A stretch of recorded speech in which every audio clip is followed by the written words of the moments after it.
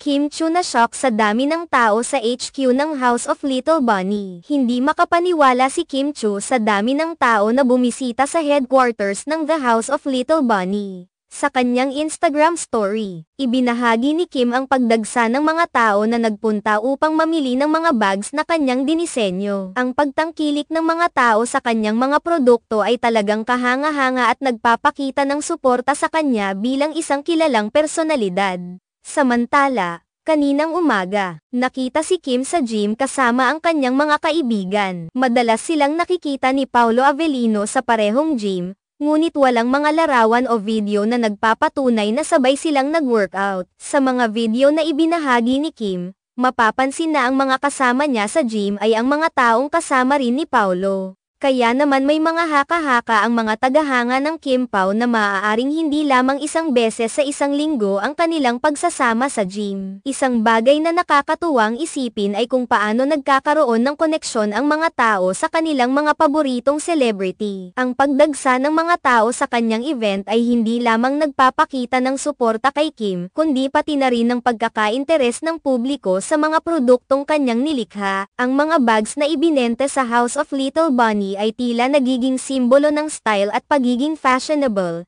na umaakit sa maraming tao. Ang pagkakaroon ng mga ganitong events ay isang magandang pagkakataon para kay Kim na makipag-ugnayan sa kanyang mga tagahanga. Sa bawat pagbili ng mga tao sa kanyang mga produkto, nakikita niya ang kanilang suporta at pagmamahal. Ito rin ang nagiging daan upang mas makilala pa ang kanyang brand at ang mga disenyong kanyang inilalabas. Kamakailan lamang, nag-post si Kim ng mga larawan ng kanyang mga bags, na talagang umani ng maraming papuri mula sa kanyang mga taga-subaybay. Ang kanyang estilo at pagkamalikhain ay talagang umaangat, at ang kanyang paglahok sa mundo ng fashion ay tila nagiging inspirasyon para sa iba. Maraming tao ang nahuhumaling sa mga disenyo ng kanyang mga bags, at ito ang dahilan kung bakit napakaraming bumisita sa kanyang HQ.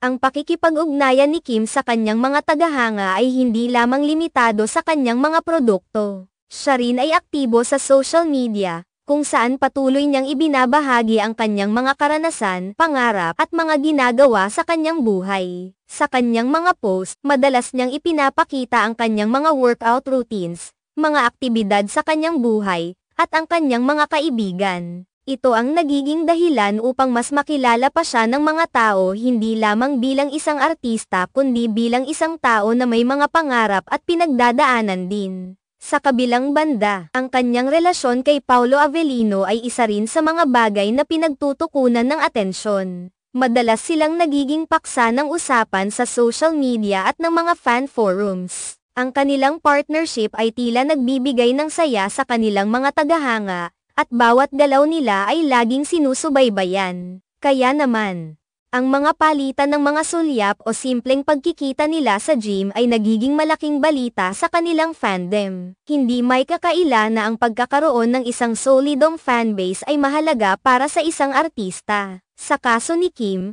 ang kanyang tagumpay ay hindi lamang nakasalalay sa kanyang mga talento, kundi pati na rin sa kanyang kakayahang makipag-ugnayan sa kanyang mga taga-suporta. Ang kanyang dedikasyon sa kanyang craft at ang kanyang pagiging totoo sa kanyang mga tagahanga ay patuloy na nagdadala sa kanya sa mas mataas na antas ng tagumpay. Sa huli, ang kanyang kwento ay isang paalala na ang tunay na koneksyon sa mga tao ay nagsisimula sa pagpapakita ng pagmamahal at suporta.